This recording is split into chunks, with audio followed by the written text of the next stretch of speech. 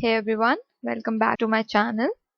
In the last video we covered data types, and this one I will tell you about inbuilt functions that are there in Python. Inbuilt function reduces the code size, but as a coder you must always know what are the logic behind them. So keeping this in mind, let's start with some inbuilt function. So I have divided inbuilt function into two categories. First one contains string or character related functions, and the next one contains number related functions. So in the first category, there are functions that very much apply to the characters or strings, like isDigit. IsDigit is used to check whether a character is a digit or not. IsAlpha is another function that is used to check if a character is an alphabet or not. So let's check all of them one by one. So I have made a variable here which contains 10 in single quote, and let's check if isDigit gives correct value.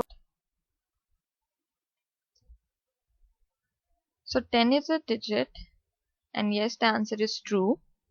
Let's check if it's an alphabet or not. So these functions return value as booleans, either true or false. Let's make another string here. And let's use upper function. As you can see, the whole string is converted into uppercase. Let's assign it the value. So A is now in uppercase. Let's try lower. So the lower will convert it back into lowercase.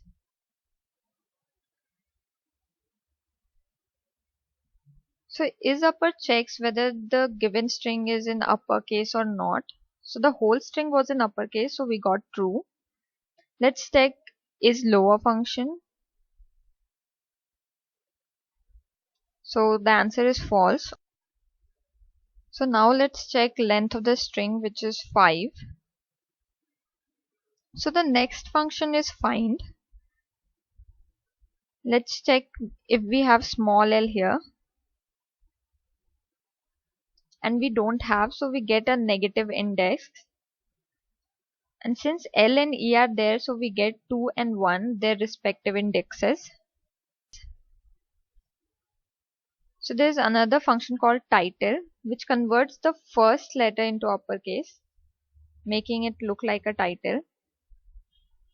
So I have made a string which has lots of spaces, and let's use strip function, which removes all these spaces. One thing to remember about strip function is that it will remove only the spaces in the front and in the end of the string and not between it. So let's move on with the next function, which is starts with.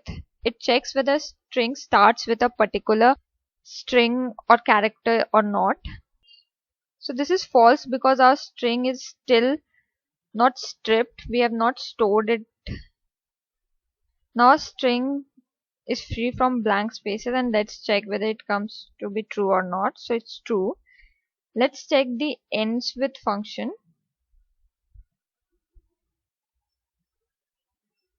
It checks whether the string ends with the particular character string or not. So true. So we are done with basically all the string related functions. Let's move on with the numbers. So all the functions related with numbers can be applied on numbers or even on the list of numbers. So let's check them one by one. Let's make a variable which is integer, and let's try converting it to float. So the float of 1 is 1.0, and let's try converting it to integer. So we get 1 again. So let's first find out the maximum number from the list. So we just use the maximum function and pass the list. So we have 345. Let's check out the minimum number, and we get 1. The next function we will use is on dictionary and check if max works on dictionary or not. And yes, it works very well. So here we have inserted a key which is not number, it is a character. And let's check if max and min kind of function works on this dictionary. So we get an error here because string and integer cannot be compared. So either you have to make a dictionary which is completely of numbers or completely of strings. So let's check out the max function again. So we get our max and minimum. Power 5, 2 represents 5 to the power 2, and so our answer will be 25. Next function is sum. For that, let's make a list first.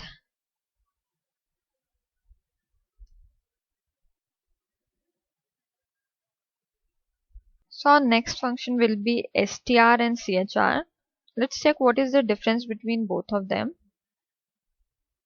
So str of 65 will give us 65 in single quotes, but character converts it into ASCII code. Our next function will be boolean.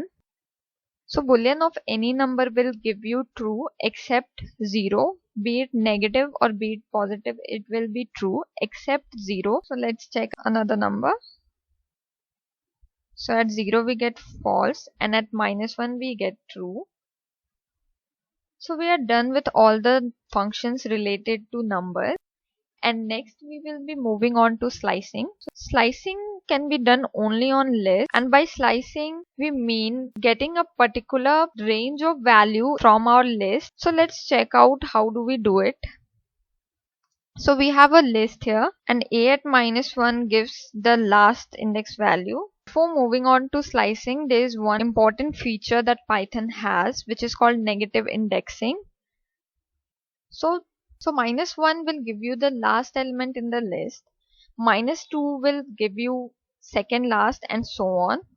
This is an important feature that Python has. Let's now look what slicing is. So within the square brackets, you write the first index from where you want to begin your list and the last index where the list will end. So all the element that starts from index 1 to index 2 will be listed because 3 will be excluded. So we get the values 2 and 3 which are at index 1 and 2, and as you have noticed 3 was excluded from the list. So this is what you call slicing. You get a particular part of the list which is needed at that moment. So this will give you the reverse of this list. So this was all about slicing. So this was a little trick of Python. So coming up next, we will be seeing conditional statements. That's all for this video. Thank you for watching.